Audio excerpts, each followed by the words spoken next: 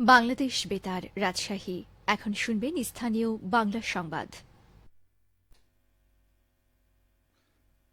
আসসালামু আলাইকুম। আজ বুধবার ৪ঠা আষাঢ় ২১শে জিলহজ ১৮ জুন। বাংলাদেশ বেতার রাজশাহী। স্থানীয় সংবাদ পড়ছি মাহমুদ শওকাত। করোনা ভাইরাসের সংক্রমণ বেড়ে যাওয়ায় এইচএসসি পরীক্ষার্থীরা পরীক্ষা পেছানোর দাবিতে রাজশাহী শিক্ষা বোর্ডের সামনে বিক্ষোভ করেছেন। গতকাল প্রায় ২ ঘণ্টাব্যাপী শিক্ষার্থীরা বোর্ডের প্রধান ফটকে অবস্থান নিয়ে এই বিক্ষোভ করেন। এ সময় শিক্ষার্থীরা প্রায় আধা ঘণ্টা রাজশাহী শিক্ষা বোর্ডের সামনে সড়ক অবরোধ করে রাখেন। এতে সড়কে যান চলাচল সাময়িক বন্ধ হয়ে যায়। পরে শিক্ষার্থীদের ৬ সদস্যের একটি প্রতিনিধি দল রাজশাহী শিক্ষা বোর্ডের চেয়ারম্যানের সঙ্গে প্রায় আধা ঘণ্টাব্যাপী বৈঠক করেন। বৈঠকে শিক্ষার্থীদের দাবির বিষয়টি গুরুত্ব সহকারে শিক্ষা মন্ত্রণালয়ে জানানো হবে বলে তাদের অবহিত করা হয়। পরে এমন আশ্বাস পেয়ে শিক্ষার্থীরা কর্মসূচি স্থগিত করে। রাজশাহী শিক্ষা বোর্ডের চেয়ারম্যান অধ্যাপক নওমা মোফাক্খারুল ইসলাম বলেন, এই মুহূর্তে করোনা পরিস্থিতি পরীক্ষা বন্ধ করে দেওয়ার মতো অবস্থায় আসেনি। তাছাড়া পরীক্ষার তারিখ বোর্ডের এখতিয়ার বহির্ভূত। পরিস্থিতি খারাপ হলে সরকার নিশ্চয়ই ব্যবস্থাটি বিবেচনা করবে। চাঁপাইনবাবগঞ্জে কিশোর শিহাব হত্যা মামলায় দুজনকে যাবজ্জীবন কারাদণ্ড দিয়েছেন আদালত।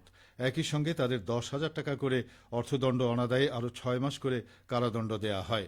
গতকাল বিকেলে জেলা দায়রা জজ মোহাম্মদ মিজানুর রহমান এই আদেশ দেন।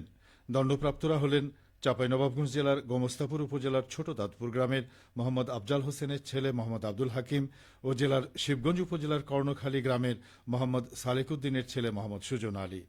রাষ্ট্রপক্ষের আইনজীবী আব্দুল ওয়াদুদ জানান, ২০২০ সালের ৩১শে আগস্ট ভ্যান চালক শিহাবকে হত্যা করে আসামিরা ভ্যান নিয়ে চলে যায়। পরে ওই এলাকার একটি আখক্ষেত থেকে শিহাবের মরদেহ উদ্ধার করা হয়। এই হত্যাকাণ্ডের ঘটনায় গোমস্তাপুর থানায় মামলা হয়। মামলার তদন্তকারী কর্মকর্তা আব্দুল হাকিম, সুজন আলী ও মোয়াজ্জেম হোসেনকে অভিযুক্ত করে আদালতে চার্জশিট দাখিল করেন। আদালত আব্দুল হাকিম ও সুজন আলীকে দোষী সাব্যস্ত করে এই আদেশ দেন। তবে অপরাধ প্রমাণিত না হওয়ায় মোয়াজ্জেম আলীকে বেকসুর খালাস দেন আদালত। পৌরকর প্রদানে উৎসাহিত করতে বগুড়ার কাহালু পৌরসভায় ৭ দিনব্যাপী পৌরকর মেলা শুরু হয়েছে। গতকাল এই মেলার উদ্বোধন করেন উপজেলা নির্বাহী অফিসার মোহাম্মদ কাউসার হাবিব। উদ্বোধনী অনুষ্ঠানে সভাপতিত্ব করেন উপজেলা সহকারী কমিশনার ভূমি ও পৌর প্রশাসক রেবেকা সুলতানা ডলি। অনুষ্ঠানে উপজেলার বিভিন্ন দপ্তরের কর্মকর্তা, পৌরসভার কর্মকর্তা কর্মচারী, বিভিন্ন রাজনৈতিক ও সামাজিক সংগঠনের নেতৃবৃন্দ উপস্থিত ছিলেন। উদ্বোধনী অনুষ্ঠানে বক্তারা বলেন, পৌরসভার নাগরিকদের পৌরকর পরিশোধে উৎসাহিত করতেই এই আয়োজন করা হয়েছে। মেলায় বিভিন্ন স্টলের মাধ্যমে নাগরিকরা পৌরসভা সম্পর্কিত অন্যান্য তথ্য সেবা পাবেন। এতে তাদের কর প্রদান করা সহজ হবে। নাটোরের লালপুরে ক্ষতিকর উপাদান ব্যবহার ও ভুয়া লেবেল ব্যবহার করায় এক আইসক্রিম উৎপাদককে ৫০,০০০ টাকা জরিমানা করেছে জাতীয় ভোক্তা অধিকার সংরক্ষণ অধিদপ্তর। গতকাল উপজেলার অমৃতপুর বাজার এলাকায় পরিচালিত অভিযানে নেতৃত্ব দেন অধিদপ্তরের সহকারী পরিচালক মোহাম্মদ নাজমুল হাসান। এ সময় সহকারী পরিচালক জানান, নাজমুল সুপার আইসক্রিমের উৎপাদক নাজমুল ইসলাম অমৃতপুর বাজার এলাকায় তার কারখানায় মানবদেহের জন্য ক্ষতিকর সোডিয়াম সাইক্লোমেট ব্যবহার করে আইসক্রিম তৈরি করছিলেন। এছাড়া উৎপাদিত আইসক্রিম ভুয়া লেবেলে বাজারজাত করে আসছিলেন। অভিযানে ভোক্তা অধিকার সংরক্ষণ আইনের ৩৭ ও ৪২ ধারায় ৫০,০০০ টাকা জরিমানা আরোপ করে তা আদায় করা হয়।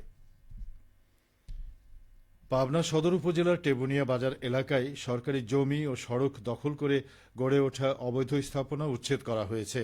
গতকাল জেলা প্রশাসন এবং সড়ক ও জনপথ বিভাগের যৌথ উদ্যোগে এই অভিযান চালানো হয়। এতে সড়কের দুপাশের ২ শতাধিক অবৈধ দোকান, স্থায়ী ও অস্থায়ী স্থাপনা অপসারণ করা হয়। অভিযানে নেতৃত্ব দেন পাবনা সদর উপজেলার নির্বাহী কর্মকর্তা নাহারুল ইসলাম। তিনি বলেন, সরকারি জমি দখল করে অবৈধ স্থাপনা গড়ে তোলার কোনো সুযোগ নেই। এর আগে লিখিত নোটিশ ও মাইকিংয়ের মাধ্যমে আগেই সবাইকে অবহিত করা হয়েছিল, কিন্তু কেউ মান্য না করায় এই অভিযান চালানো হয়েছে। ভবিষ্যতে নির্দেশনা অমান্য করলে আইন অনুযায়ী জেল জরিমানা করা হবে। বগুড়ার আদমদিঘি উপজেলার বণিক সমিতি, পানি ব্যবস্থাপনা সমিতি, বহুমুখী সমিতি, সঞ্চয় ঋণদান সমিতি, মৎস্যজীবী সমিতি ও বেকার যুব সমিতি সহ ২৫টি সমবায় সমিতির প্রতিনিধিদের অংশগ্রহণে দিনব্যাপী এক ভ্রাম্যমাণ প্রশিক্ষণ কর্মশালা অনুষ্ঠিত হয়েছে। গতকাল উপজেলা হলরুমে প্রশিক্ষণ কর্মশালার প্রধান অতিথি ছিলেন আদমদিঘি উপজেলা নির্বাহী কর্মকর্তা নিশাত আঞ্জুম অনন্যা। কর্মশালায় প্রশিক্ষণ প্রদান করেন বগুড়া জেলা সমবায় অফিসার সাজরাতুল আলম তৌহিদ, আদম দিঘি উপজেলা মৎস্য কর্মকর্তা রাহিদ হোসেন, বগুড়া জেলা সমবায় তদন্তকারী কর্মকর্তা আজাদুল ইসলাম ও জেলা সমবায় কর্মকর্তা দিলীপ কুমার। অনুষ্ঠানে অন্যান্যের মধ্যে আদমদিঘি সমবায় কার্যালয়ের সহকারী পরিদর্শক মাহফুজুর রহমান সহ 25টি সমবায় সমিতির প্রতিনিধিবৃন্দ উপস্থিত ছিলেন। সবশেষে আবহাওয়া। আজ সকাল 6টায় রাজশাহীতে তাপমাত্রা ছিল 26.5 ডিগ্রি সেলসিয়াস। এ সময় বাতাসে আর্দ্রতার পরিমাণ ছিল 96%। রাজশাহী ও পার্শ্ববর্তী এলাকায় আজ সূর্যোদয় হয়েছে ভোর 5টা 16 মিনিটে এবং সূর্যাস্ত সন্ধে 6টা 56 মিনিটে। সংবাদ শেষ হল। আমাদের পরবর্তী স্থানীয় সংবাদ দুপুর 12টা 10 মিনিটে।